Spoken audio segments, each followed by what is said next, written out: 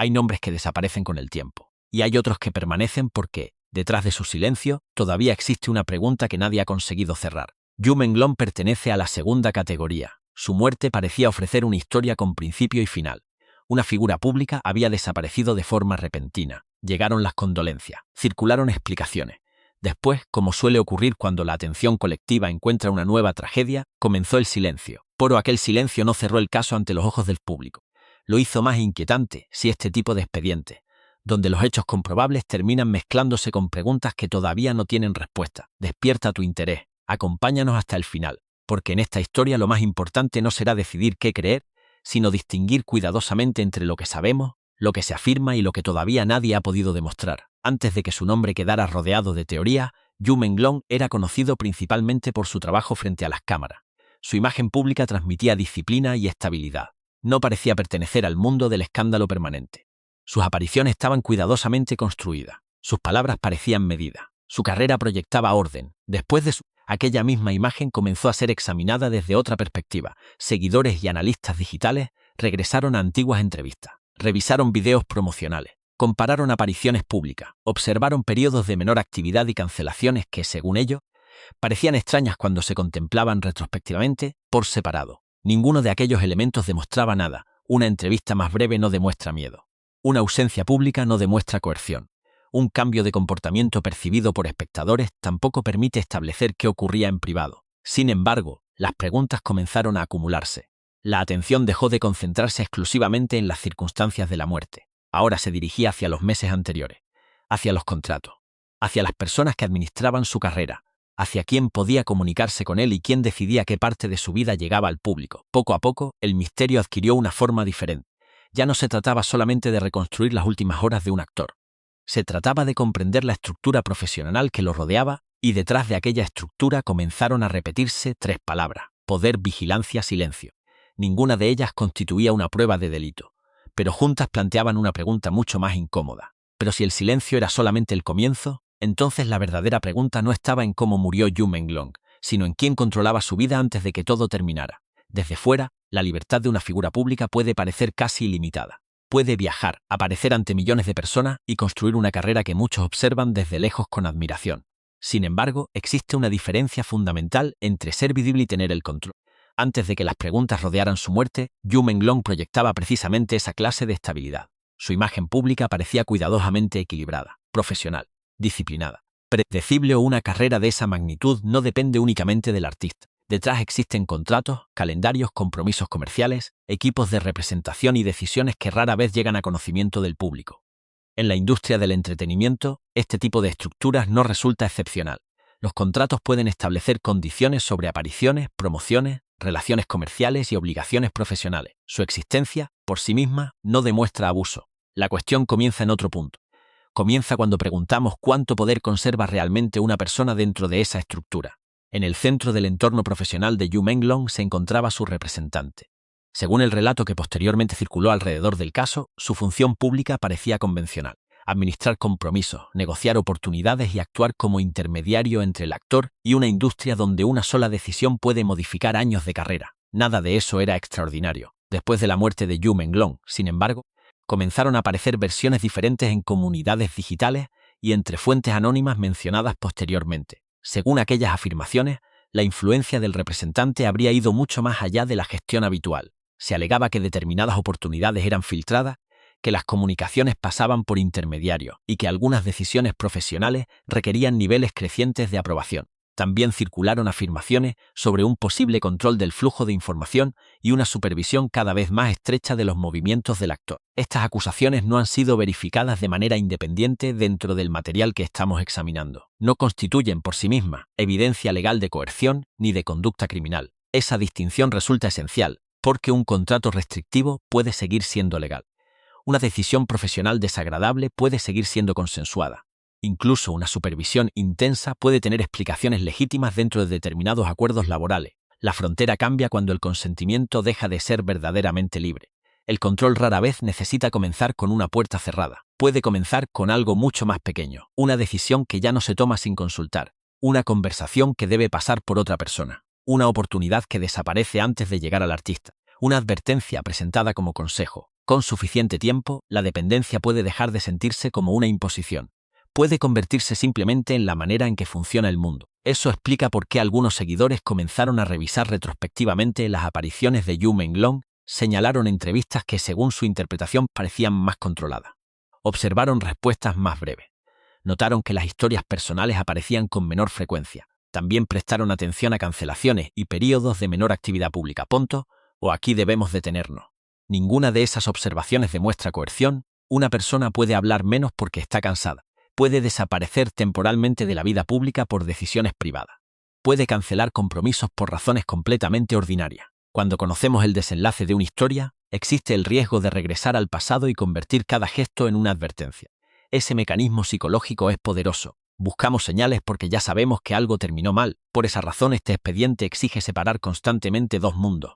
Lo que puede observarse y lo que posteriormente se interpreta. Sin embargo, había un concepto dentro de las acusaciones que resultaba especialmente inquietante: la vigilancia. No necesariamente una cámara visible sobre una pared. No necesariamente alguien siguiendo cada movimiento. La vigilancia también puede existir como percepción. Cuando una persona cree que sus conversaciones podrían ser conocidas, que sus decisiones serán registradas o que cualquier acto independiente tendrá consecuencias, su comportamiento puede cambiar incluso cuando nadie la está observando. En ese instante empieza la autocensura.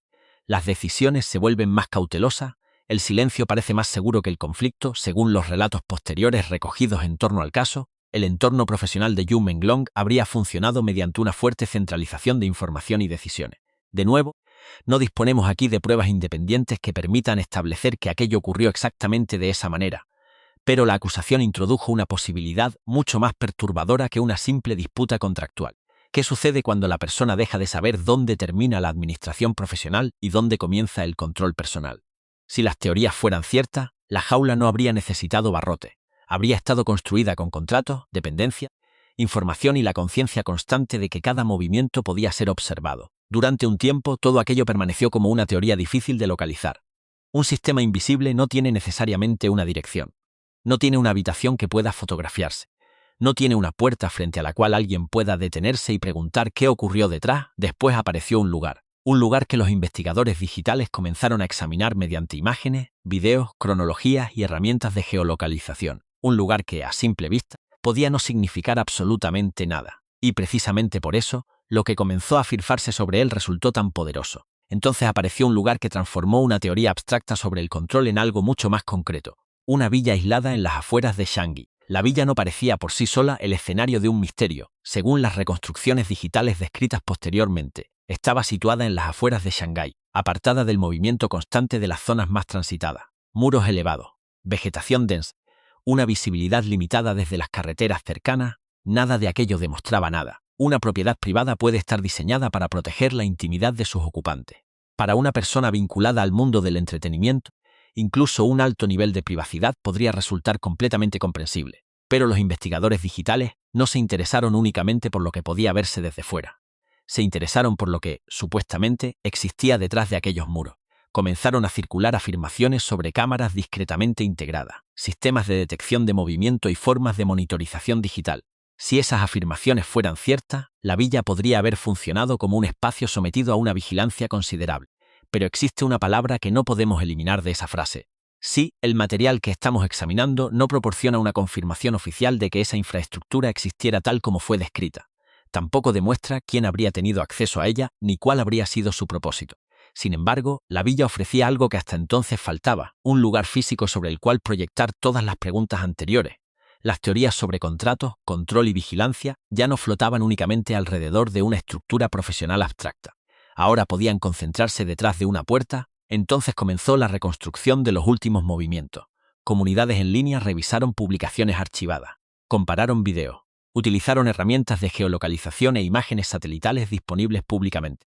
Intentaron establecer dónde había estado Yu Menglong y cuándo, según algunas de aquellas cronologías, sus movimientos se habrían reducido durante las semanas anteriores a su muerte.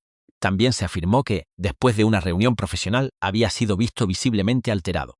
Pero nuevamente encontramos el mismo problema. La interpretación procedía de fragmentos de video y testimonios indirectos, no de una cronología oficial completa que permitiera reconstruir cada movimiento con certeza. Después apareció una afirmación todavía más importante. Algunas versiones sostenían que Yu Menglong había llegado posteriormente a la villa. Otras sugerían que había sido convocado allí. La diferencia parece pequeña. No lo es. Ir voluntariamente a un lugar y ser llevado bajo presión representan escenarios completamente diferentes. Sin evidencia capaz de establecer cuál de ellos ocurrió, cualquier conclusión sobre lo sucedido después comienza sobre terreno inestable. Aún así, Internet siguió avanzando. Un supuesto fragmento de video comenzó a ocupar un lugar central en las discusiones. Quienes afirmaban haberlo analizado describían una confrontación entre Yu Menglong y su representante. Según esas interpretaciones, el actor parecía ansioso pero decidido. La conversación habría girado alrededor de contratos, control y compromisos que, presuntamente, no se habían cumplido. La reacción atribuida al representante era descrita de otra manera, calmada medida Chin, una amenaza abierta claramente identificable. Para quienes ya sospechaban de un sistema de control, precisamente aquella calma resultaba inquietante. Las palabras aparentemente ordinarias podían reinterpretarse como advertencia. Sin embargo, el problema probatorio era considerable. El origen del fragmento era objeto de disputa. Su integridad no había sido establecida. No existía, dentro del material proporcionado, una verificación forense pública que permitiera determinar si el archivo estaba completo, si había sido editado o incluso si el contexto atribuido era correcto. Esto convierte al video en un ejemplo perfecto del problema que domina todo este expediente. Una imagen puede provocar una reacción emocional inmediata, pero una reacción no autentica una imagen. Ya había otra pregunta: si realmente existían cámaras dentro de aquel entorno, ¿quién controlaba las grabaciones? La pregunta abrió una nueva dirección, porque una cámara no solamente observa, también produce un registro, y un registro puede conservarse, eliminarse, editarse, trasladarse o interpretarse fuera de contexto sin acceso verificable a ese supuesto material. Todas esas posibilidades continuaban siendo precisamente eso, posibilidades. Entonces apareció el vehículo. Un video que circuló ampliamente mostraba, según las reconstrucciones mencionadas en el relato, un vehículo utilitario deportivo negro entrando en la propiedad durante la noche. Parte de la matrícula no podía distinguirse claramente.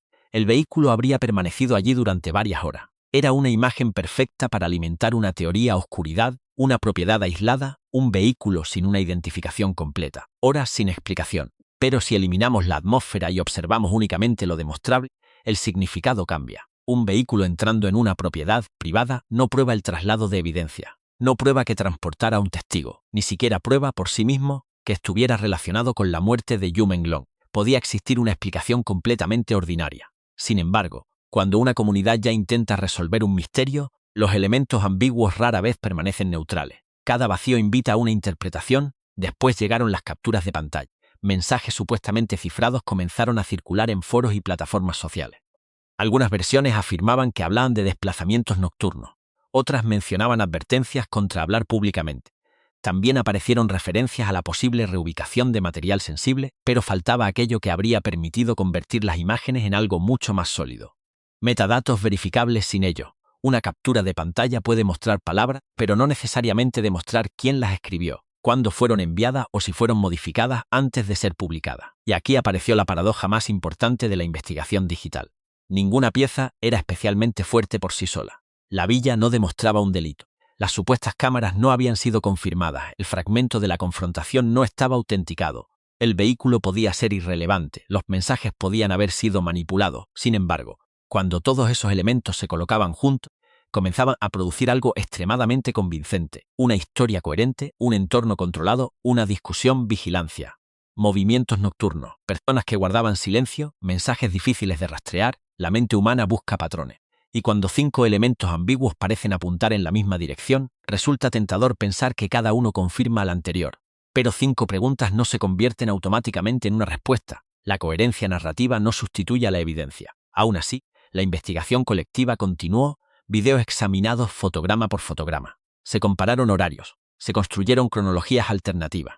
Algunos usuarios intentaron seguir movimientos de vehículos. Otros regresaron a publicaciones antiguas buscando referencias que antes parecían insignificantes. El expediente ya había cambiado. No estaba siendo construido exclusivamente mediante documentos institucionales. Estaba siendo reconstruido públicamente por miles de personas, muchas de ellas convencidas de que el silencio oficial significaba que todavía faltaba una pieza fundamental. Tal vez tenían razón en que faltaban respuestas.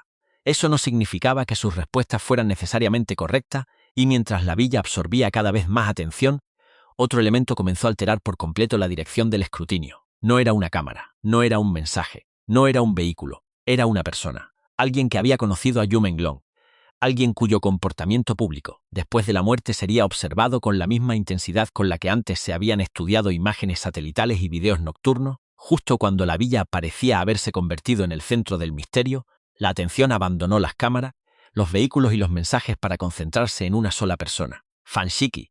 Cuando Fan Shiki apareció ante el público después de la muerte de Yu Menglong, no había una cámara oculta que analizar ni una matrícula incompleta que ampliar. Había algo mucho más difícil de interpretar. El comportamiento humano según el material que rodea este expediente. Fan Shiki pertenecía al mismo círculo profesional y tras la muerte de Yu Menglong apareció públicamente en un estado que muchos observadores describieron como profundamente alterado. Su discurso parecía irregular. En determinados momentos mostraba agitación, en otros retraimiento. Algunas respuestas parecían confusas. La explicación más inmediata era también la más humana. Duelo. Una muerte repentina puede alterar la memoria, la concentración y la capacidad de expresarse con claridad. Cuando ese dolor se desarrolla frente a cámara y bajo una atención pública intensa, cualquier gesto puede adquirir un significado que nunca tuvo. Sin embargo, Internet ya había aprendido a desconfiar. Ki comenzó a observarlo no durante días, sino aparición tras aparición. Algunos comentaristas afirmaron detectar un patrón. Según ellos, los episodios de mayor inestabilidad parecían coincidir con momentos en que aumentaba la tensión sobre la villa, las supuestas filtraciones o las acusaciones relacionadas con el entorno profesional de Yu Menglong. La pregunta surgió casi inevitablemente. ¿Era aquella inestabilidad completamente espontánea? Era una pregunta peligrosa. No existe en el material examinado una evaluación psicológica independiente que permita diagnosticar a Fan Shiki. Tampoco es posible determinar con fiabilidad el estado mental de una persona observando fragmentos de entrevistas difundidos por Internet. Aún así, la teoría comenzó a crecer. Quienes sospechaban de Fan Shiki señalaron lo que describían como memoria selectiva. En algunas apariciones parecía capaz de recordar detalles secundarios, mientras respondía de manera mucho menos precisa cuando las preguntas se acercaban a los últimos días de Yu Menglong. También se señalaron contradicciones entre diferentes declaraciones y una aparente resistencia a mencionar directamente determinados nombres o lugares. Pero ninguna de esas conductas demuestra engaño. El trauma puede fragmentar los recuerdos. El asesoramiento legal puede limitar lo que una persona está dispuesta a decir. El miedo a una interpretación pública equivocada puede producir respuestas excesivamente cautelosas. Y después existía otra posibilidad. Fan Shiki podía no estar intentando controlar la historia. Tal vez estaba intentando sobrevivir a ella. Según esta segunda interpretación, si realmente existía un entorno profesional dominado por el control y la vigilancia, Fan Shiki también podría haber estado sometido a presión. En ese escenario, parecer confuso tendría una consecuencia inesperada. Una persona considerada impredecible puede dejar de ser vista como un testigo fiable. Un testigo que nadie considera fiable puede resultar menos peligroso para quienes temen lo que podría decir. Eso no significa que Fan Shiki estuviera fingiendo, significa solamente que el comportamiento humano bajo presión no siempre encaja en categorías simples: víctima, manipulador, testigo, cómplice. La realidad puede ser mucho menos limpia. Incluso existe una tercera posibilidad que combina las anteriores. Fan Shiki podía estar sufriendo genuinamente y al mismo tiempo seleccionando cuidadosamente aquello que estaba dispuesto a revelar. El trauma y la autoprotección no son incompatibles. Una persona aterrorizada todavía puede calcular. Una persona que calcula todavía puede sentir miedo. Esta ambigüedad se hizo todavía más profunda cuando comenzaron a circular supuestas comunicaciones digitales relacionadas con él. Capturas de pantalla fueron presentadas como indicios de contacto con personas que permanecían fuera del foco público. Pronto apareció nuevamente el mismo obstáculo que habíamos encontrado antes. La autenticidad. Algunos mensajes parecían editados, otros carecían de metadatos verificables. El material proporcionado no permite establecer de manera independiente quién escribió esos mensajes ni en qué contexto fueron enviados. A pesar de ello, las capturas reforzaron una interpretación concreta. Fan Shiki no sería una figura aislada, sino un nodo dentro de una estructura mayor. Era una teoría poderosa, también seguía siendo una teoría.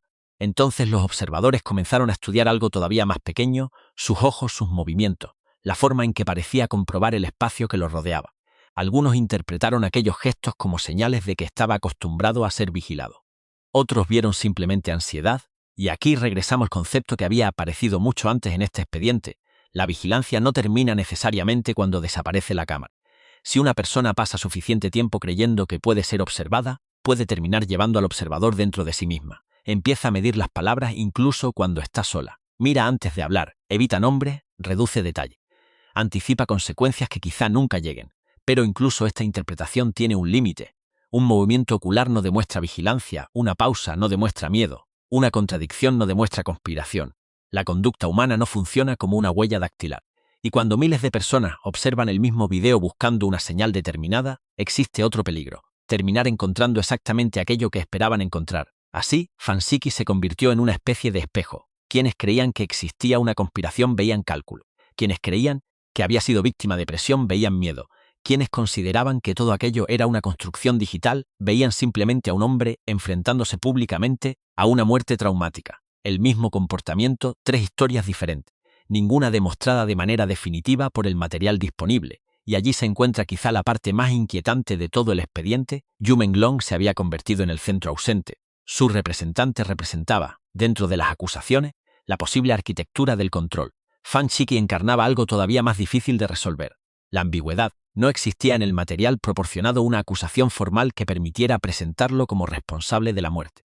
Tampoco una determinación legal que estableciera que sus comportamientos públicos formaban parte de una estrategia. Solo quedaban interpretaciones, y cuanto más se multiplicaban, más difícil resultaba recordar dónde terminaban los hechos y dónde comenzaba la historia que el público había construido alrededor de ellos.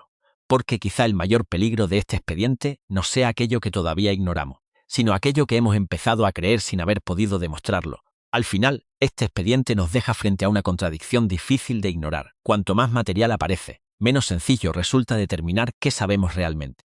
La muerte de Yu Menglong se convirtió en el punto de partida de una investigación pública que terminó extendiéndose mucho más allá de su fallecimiento. Los seguidores regresaron a sus últimas apariciones, examinaron su entorno profesional, reconstruyeron movimientos, analizaron una villa, discutieron videos, vehículos, mensajes y el comportamiento de personas relacionadas con él, pero investigar no significa demostrar, y sospechar no significa saber. Alrededor del caso pueden distinguirse tres niveles que nunca deberían confundirse. El primero contiene aquello que puede observarse directamente dentro del relato disponible. Yu Menglong murió, su muerte generó una fuerte reacción pública y posteriormente surgió una intensa investigación digital sobre las circunstancias que rodeaban su vida profesional y sus últimos días. El segundo nivel contiene las acusaciones: control excesivo, vigilancia, red, una supuesta confrontación, cámaras cuya existencia no ha sido confirmada, mensajes sin metadatos verificables, un vehículo cuyo propósito desconocemos. El tercero es el más complejo, la interpretación. Aquí, un representante puede convertirse en el arquitecto de un sistema de control. Una villa puede transformarse en el centro de una operación clandestina. El silencio puede interpretarse como encubrimiento. Y Fansiki puede aparecer, dependiendo de quién observe, como víctima, testigo o manipulador. El problema es que una narrativa convincente puede existir mucho antes que una prueba convincente. Internet posee una capacidad extraordinaria para conservar información, encontrar contradicciones y recuperar detalles que parecían olvidados. También posee otra capacidad: llenar los espacios vacíos. Cuanto mayor es el vacío, mayor es la tentación de construir una respuesta dentro de él. Por eso quizá la pregunta final no sea quién debemos considerar culpable. La pregunta correcta es mucho más incómoda: ¿qué sabemos, qué solamente se ha afirmado, y qué hemos terminado creyendo porque todas las piezas parecían encajar? Si este expediente continúa creciendo, cualquier nueva evidencia deberá ser examinada bajo esa misma regla. No por lo inquietante que parezca, no por la cantidad de personas que la compartan, sino por aquello que realmente pueda demostrar. Porque cuando una muerte queda rodeada de silencio, el silencio puede generar sospecha, pero nunca debe sustituir a las pruebas. Hasta que aparezcan pruebas capaces de separar los hechos de las sospechas, el expediente de Yu Menglong seguirá abierto en el único lugar donde nunca llegó a cerrarse, en la mente de quienes todavía buscan una respuesta.